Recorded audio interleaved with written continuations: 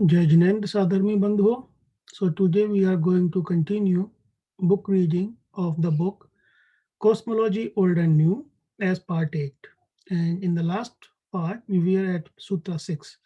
So we shall continue today from Sutra 6. Sutra 6 is as follows. Akasha dek dravyani. Akashat ekadravyani bhavanti. Also in Uttaradhyanan Sutra we read Dhammo adhammo agasam davvam ikkikka mahiyam.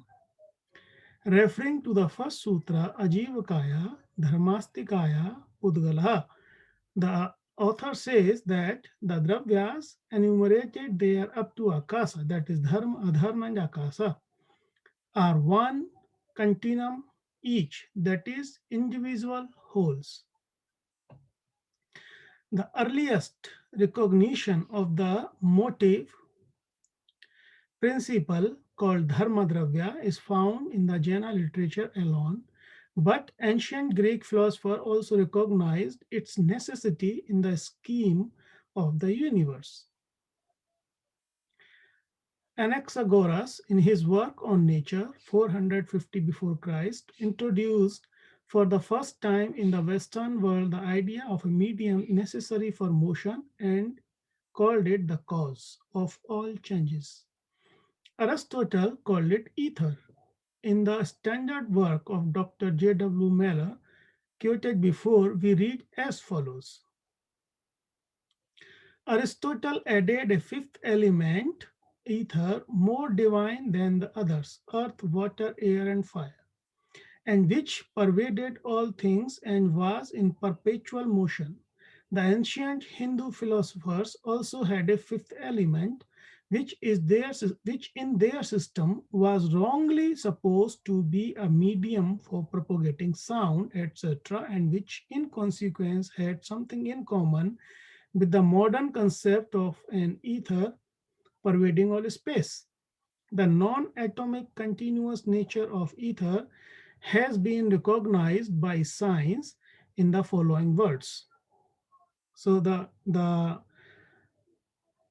important point is that ether was assumed to have some kind of materialistic or atomistic structure, but in general view, ether, which is not having any kind of materialistic view or atomistic view, ether is amurtak.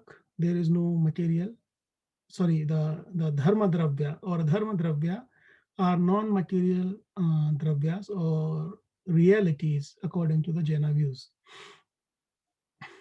And in the following paragraph, the Professor G.R. Jain, or the author of this book, is going to say that the current or modern science, how it is accepting the non-atomic continuous nature of the ether, or recognizing ether is not composed of atoms. If it be supposed that it consists of minute homogeneous atom, it must be further supposed that there is something else between these atoms, either empty space or a third completely unknown medium, a purely hypothetical inter-ether. The question as to the nature of this brings us back to the original difficulty, and so on ad infinitum. Yes, because if it is made up of some atomistic or atoms, small tiny particles, then they must not be continuous, they must be discrete. So as it is supposed that ether helps in movements and it is a medium for the movements, then how the in between of those atoms is filled, it is empty space, then how the motion is taking place continuously, or motion has some discreteness in its nature. So that will add infinite questions, that will add the loopholes, the loops, that we need a continuous motion, and then we have two atoms which are discrete, which are situated in a discrete position. Then how the motion will take place from this position to this position. Okay, as The idea of any empty space and an action at a distance is scarcely possible in the present condition of our knowledge. I postulate for ether a spatial structure which is not atomistic like that of ponderable matter. Hygiene introduced the concept of the ether, a weightless, transparent medium which permeates the entire universe. At the time when the conception that of electric field arose, it had become the fashion to introduce into science, in addition to matter of different kinds which possessed weight, substances which one might call imponderable, that is weightless fluids. Heat, electricity, magnetism, and the ether were some of the members of this imponderable family. Nowadays, the ether is the only member of this family which has survived. Material media are penetrated by ether, their molecules being surrounded by it, much as the leaves of a tree are surrounded by the air. For more details about the ether, read pages 19 to 23. These questions establish the nature of ether as non-atomic continuous medium. We have already shown that the modern science has postulated the existence of gravitation in order to account for the stability of the macroscopic world and the existence of a similar electromagnetic forces in the case of microscopic world like that of atoms and the molecules. Those who are in touch with the recent developments in physics know that the great physicist Professor Einstein has already given out his unified field theory of gravitation and electromagnetism as referred to on page 32 and footnote 81. Several theories are in the field at present, and one which will be found convincing in all respects will be accepted. Then we will be left with one adharma dravya, the principle of stability for the macroscopic as well as for the microscopic world. In the meantime, let us see what is the present view of science on this point. So now the professor is going to discuss, or in this book, author is going to discuss about the dharma dravya, which is about the stability of the universe.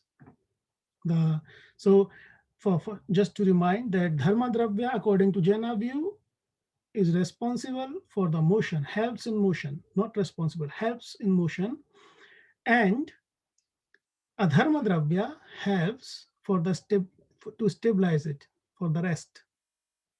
So we have already seen that ether is equivalent to dharma, ether which is non-atomistic, equivalent to dharma, dravya of Jaina view.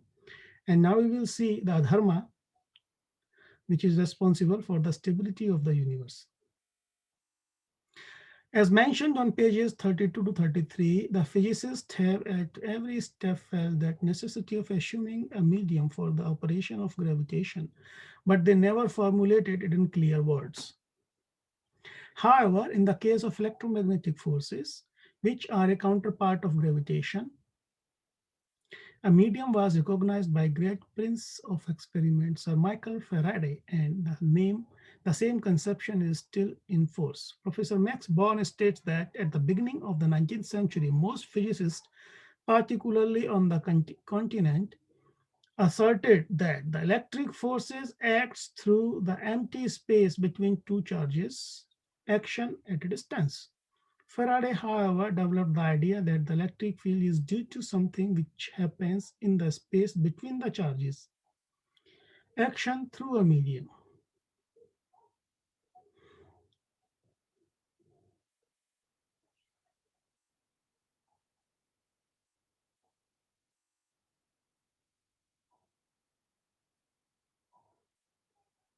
Okay, so there are two different point of views. Professor Max Born suggested that electric force acts through the empty space between two charges. So it is just like that there is some force which is acting at a distance at another particle. And nothing is, he did not talk about the medium, if it requires a medium, if it does not require a medium, or what kind of medium is required. However, on the other hand, Faraday suggested that the electric field is happening because the disturbance is happening in the medium, is something which happens in the space between the charges. So between the 2 point particles, or between two charges, something happens in medium, and that happening is affecting the another particle, and that's how it is exerting the force, action through a medium. With regard to the continuity of space, the space of the mathematician of today is undoubtedly an unbroken continuum. Even the dictionary meaning of space conveys the same idea. The standard Oxford Dictionary defines space as a continuous extension viewed with or without reference to the existence of objects within it. For more details about space, read pages 35 to 42. It is thus evident that dharma, adharma, and akasa are indivisible extensions as mentioned in the above sutra. Until lately, science regarded space as continuous medium, but now the atomic theory of space is appearing on the horizon. Richard Feynman, Nobel laureate of 1965, uttered the following words in a recent lecture delivered in America. I believe that the theory that space is continuous is wrong. But if I knew the answers, I should finish this lecture with a new law. Lawrence Horstman, in his article Infinitesimal, says that the theory of atomic space is still unproved. If a space is composed of a huge number of very small but finite unit cells which cannot be subdivided in any way, we shall have to postulate some other medium between the individual elementary cells of a space. The Jaina view is that in reality, space is continuous, but for practical purposes, we imagine it to be divided into space points called pradesas. Yes. So there are two types of realities in that sense, that one reality is that the thing as it is, that we don't know. But another thing, that the reality of conventions, for example, for convenient calculations, and for our conventions, for our hypothesis, or for our understanding, we subdivide that continuous thing, we discretize it, and then we use in different ways. And in Jaina point of view, it is called pradesas. It is similar to um, solving some differential equations using numerical methods. So people who do numerical modelings, they know that when they solved differential equations, they had to discretize the space coordinates and the temporal domain. You cannot tell the computer to solve the differential equations continuously. You have to define grid points, and those grid points are the man-made grid points for the convenience, right? In the same way, here are the grid points of space, which are called pradesas in Jaina philosophy. Now we will continue Sutra 7. Nishkrayani cha aakashat nishkrayani cha bhavanti. Dharma, adharma, and akasa, these three are not capable of moving from one place to another. Okay. Not only these three, but also the time is incapable of motion. Okay. Kalasyap sakriyatvamiti chetana. The learned author of Sarvartha Siddhi has raised a very interesting point in commentary on this sutra. He says, Dharmadini dravyani yadi nishkrayani tataste shamutpado na bhaveda utpada bhavacha vyaya bhava iti. The translation is as follows. If dravyas, dharma, etc., are incapable of motion from place to place, how is utpad and vay maintained, which is the chief characteristic of a substance? See page 51. So we know that we had three characteristics of substance: utpad, vay, and dravya.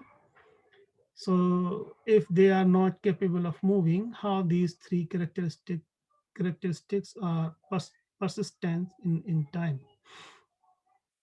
From the very nature of definition substance, it follows the generation, utpad, and decay must go in these dravya in some form or other.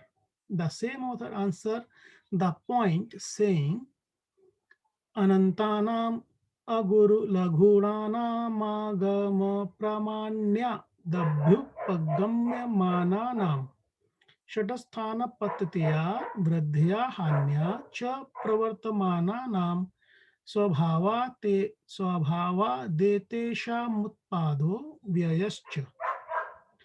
Amongst the six common attributes of substances: astitva, indestructibility; vastutva, functionality; dravyatva, changeability; prameyatva, capacity of being the subject of knowledge; aguru laghutva, individuality; and pradesatva, capacity of having some form.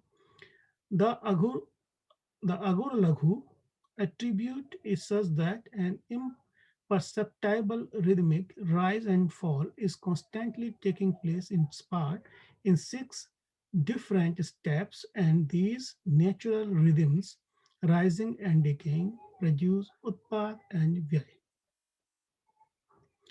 A Guru Laghu attribute is said to be responsible for maintaining the indivisibility of the substance and its characteristic properties. The Sadgun, the Sadguni Hanivardhi, or six different steps of infinity small changes, an entirely ingenious idea of the Jaina thinkers, can be explained as follows. Enumeration has been divided into three classes: Sankhyatva, that is countable, Sankhyaat, countable, Asankhyaat, countless, and Ananta, that is infinity. So in Jaina view, the Sankhyaat is not infinite. Jaina philosophy divides a Sankhya from infinity. A Sankhya that cannot be counted. Infinity is Ananta. To explain the full meaning of these three classes with their 21 subdivisions is a long mathematics and would carry us far beyond the present theme.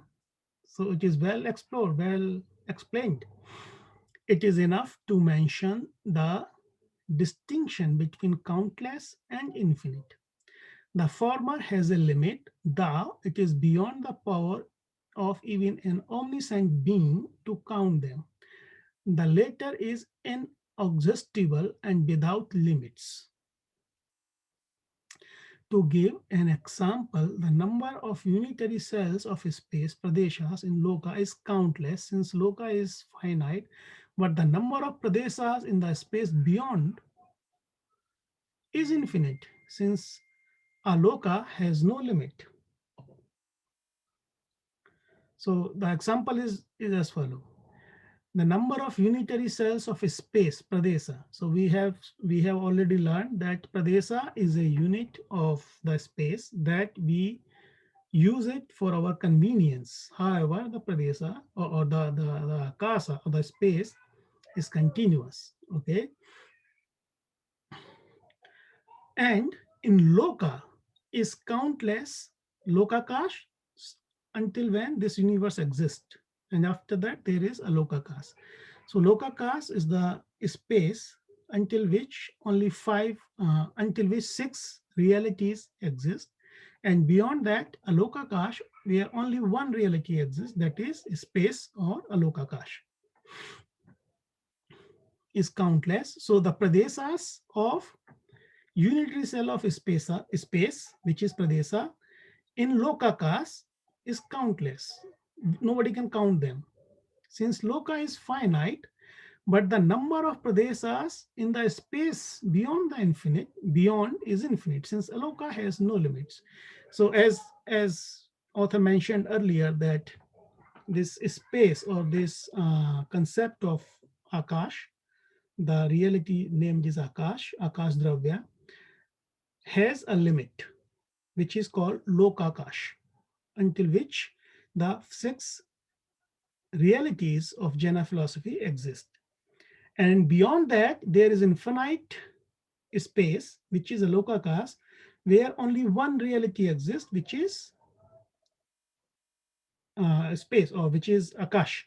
So the pradeshas of that alokakas are infinite because it has no limit. However, the pradeshas of the akasha within lokakash are countless because loka has a limit. Okay, so this was the differentiation between the countless and infinity concept of Jena. Very well.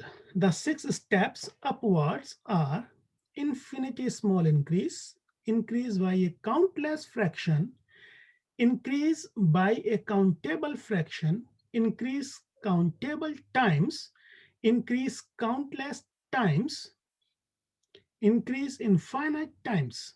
Wow. Note that these steps are in ascending order of magnitude. Okay, so the first step is infinity small increase. Okay, second step, increase by countless fractions. So it is clear what is countless and what is infinity small, or what is infinite. Okay, third will be increase by a countable fraction. Fourth will be increase countable times. Okay, increase countless times, increase infinite times. Okay, note that these steps are in ascending order of magnitude. Yes, because this is a very small thing, infinity small increase, then countless fraction, which is larger than the infinity small, then increase by a countable fraction, take some fraction of that and add it to the main quantity, it will be larger than the countless fraction. Increase countless times. So for example, you increase x by 2 times x, okay, or 3 times x, or 4 times x. Increase countless times. That could be a time that cannot be count. 10 raised to the power 10 raised to the power 1 million times of x, let's say, and then increase infinite times, x plus infinite into x, let's say, like that. I mean, imagining that could be a problem, but it's a mathematical concept. Note, okay, so these are in ascending order because the last one is super infinite, too big, and the first one is so small, too small. The 6 steps along the descent are in exactly reverse order, so that the whole series of changes constitutes what in science we call a reversible cycle. The hypothetical numerical example given below will make the point more clear.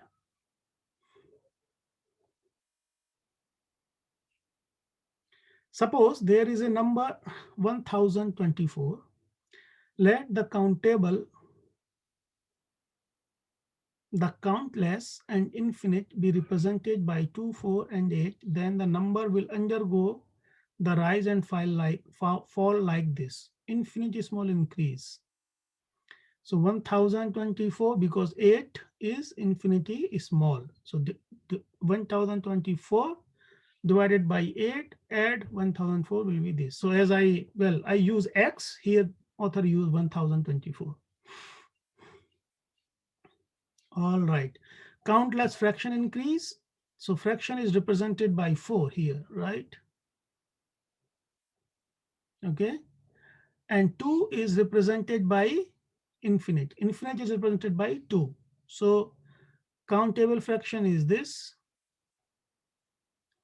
countable time increase this. So but just multiply it is the same concept. Okay. This phenomenon may be likened to a stationary wave motion in which the system of waves alternately waxes and wanes without progression in either direction. The characteristics of a stationary wave motion is described by Barton as follows. Yeah, here it is. Mm. To all appearances, the wave motion seems to be stationary in position. The waveform shrinks to a straight line by proportional diminution of all its ordinates. It then expands proportionally all the ordinates being now reversed in sign, again shrinks and so forth. In the Jena work, Alapa Paddhati, the phenomenon is compared to the ripples growing and decaying on the surface of a sea, thus making the analogy with the stationary wave motion still more striking. Thus, we shall see that Jainism regard the medium of motion and rest and the space-time as unmoving with these natural pulsations existing in them. Can we not think that these pulsations are generated by the movement of various material bodies and particles in space? The attempts of scientists to detect ether were based on this conception. We have referred to the famous Michelson-Morley experiment on page 21. The argument was this: just as the aeroplane passengers observe a strong headwind, so there must be an ether wind blowing past the earth. The light waves on the earth must be blown about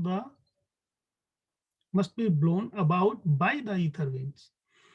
Accordingly, as they travel with or against the direction of the ether wind or at right angles to it, their velocity will be different. The effect is only a very minute one. As we have seen, sometimes negative and sometimes positive results has been obtained. The latter, however, has not been unequivocally confirmed. The last conclusion is therefore that the earth is moving through a fixed ether. If, however, a positive result is obtained, as prophesied by the great Indian mathematician late Sri S.M. Suleiman, and some more precise experiments published in the American Physical Review testify, it would be a brilliant confirmation of the Sadguni Hanivardhi theory of the Jainas. Okay, now Sutra 8, and we shall continue Sutra 8 in our next book reading session. Till then, Jai Jinendra.